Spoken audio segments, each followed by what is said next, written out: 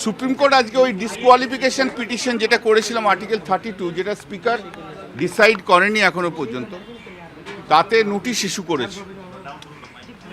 Issue করেছে এবং mister তুষার মেহতা উনি স্পিকারের হয়ে অ্যাপিয়ার করেছেন, স্পিকার এবং সেক্রেটারি টু দি স্পিকার। তো উনি বললেন, উনি পিছনে বসেছিলেন, দেখছিলেন, ওয়াচিং দি গেম। তারপরে হঠাৎ যখন নোটিশ ইস্যু করা হঠাৎ তখন লাফিয়ে উনি সামনে এলেন। তো বলে আমাদের ওপর নোটিশ দিও না, আমরা অ্যাপিয়ার করে যাচ্ছি। তো ওরা অ্যাপিয়ার করেছে, স্পিকারের হয়ে অ্যাপিয়ার করেছেন। আর এদের এই 20 জনের এগেন্সে নোটিশ ইস্যু হয়েছে। এই তো সবে খেলা শুরু, আর বলতে হয়নি কিছু। আইনটা আমাদের ফেভারে এতটাই ইলিগ্যাল কাজ এই যে 20 জন মিলে করেছে, আর যেটাকে এখন ফেলে রেখে দিয়েছে স্পিকার। এটা যে কত বড় অসাংবিধানিক এটা তো এখন সবাইকার কাছে পরিষ্কার।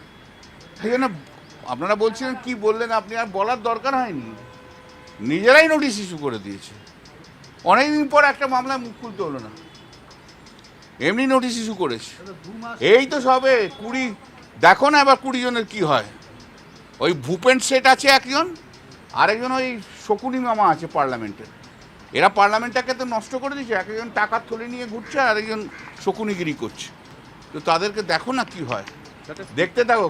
তাতে স্পিকারের বিরুদ্ধে আপনাদের অভিযোগটা কোন গ্রামে? স্পিকার তো ডিসকোয়ালিফিকেশন আর কমপ্লেন যেটা করেছে, সে কমপ্লেন ডিসাইড করেনি। এবার ডিসাইড না করার আগেই উনি সিট অ্যালটমেন্ট করে দিলেন ওদের আমাদের আগে। ওদের কিরণ রিজিজু ওদেরকে এনসিপিআই বলে স্বীকৃতি দিয়ে দিল। হ্যাঁ, তো সেই জন্য এবার নতুন পার্টিতে যে ফর্ম করা, এবার দেখছি আমি। দাদা, এক্ষেত্রে কি কোনো নির্দিষ্ট সময়ের সুদীপ বন্দ্যোপাধ্যায় কাকলি ঘোষ জটিদারকে এবার সুপ্রিম কোর্টের নোটিশের জবাব দিতে হবে, আর্গুমেন্ট করতে হবে। যত আইন জানে তত বলতে হবে, কত সব আইন জানে।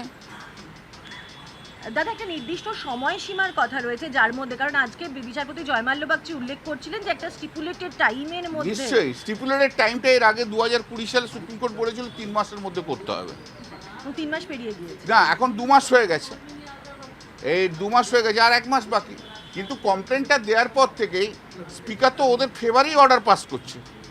ওনাদেরকে করছেন, ওনাদেরকে সামনে জায়গা দিয়েছেন। স্পিকার ওনাদেরকে আলাদা টাইম অ্যালটমেন্ট করছেন। এই এখন পার্লামেন্ট দিয়ে শুরু করলাম, এরপর বিধানসভায় আসবো। চিন্তা করো না, সব ঘুম ভাঙিয়ে দেবো। এই মামলার রায় যদি আপনাদের পক্ষে যায় তাহলে এই 20 জন সাংসদের সদস্যপদধারী সবচেয়ে বড় কথা হবে, গণতন্ত্রের জয় হবে। ভারতবর্ষ অন্তত দেখতে পাবে এইরকম অপরচুনিস্ট পলিটিশিয়ান যারা আছে, আর মানুষ যাদেরকে ভোট দিয়ে একটা সিম্বলে জিতিয়েছে, মানুষের জয়টা প্রথম হবে।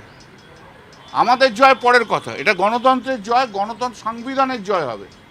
এবং সেটার জন্যেই ভারতবর্ষের মানুষ এখন অপেক্ষা করছে শিবসেনার কেসে আর আমাদের কেসে, সব অপেক্ষা করছে। কিন্তু এইভাবে অসৎ উপায়ে যারা যাচ্ছে, একটা রেজাল্ট বেরোলো, তার সঙ্গে সঙ্গে ডিগবাজি খেয়ে গেল। কেউ মোদি করে দৌড়চ্ছে। কেউ যে মোদির মতো কেউ নেই, আর নেই তো ঠিক আছে, তার মোদির মতো হওয়ার চেষ্টা কর না। মোদির মতো তো কাজও করিস না, মোদির মতো তো চরিত্রও নয়, মোদির মতো তো জ্ঞানও নয়, সব তো ফাঁপা।